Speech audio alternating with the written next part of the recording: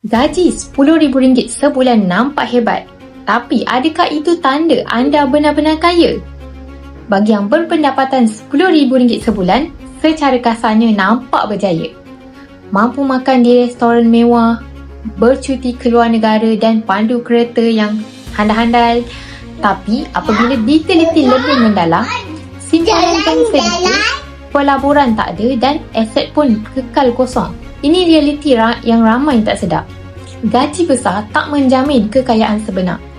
Setiap bulan gaji habis kepada komitmen, ansuran rumah, kereta, kad kredit dan gaya hidup. Apabila berlaku kecemasan, contoh macam aksiden, hilang kerja, masalah kesihatan, mereka tiada plan sokongan.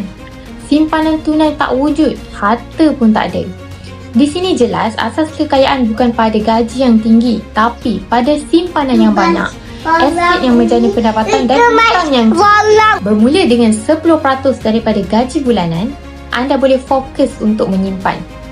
Dengan akaun emas gap, anda boleh tukarkan simpanan tunai yang mudah bocor kepada emas fizikal yang nilainya kekal dan meningkat. Anda tak perlu tunggu gaji lebih tinggi untuk mula menyimpan.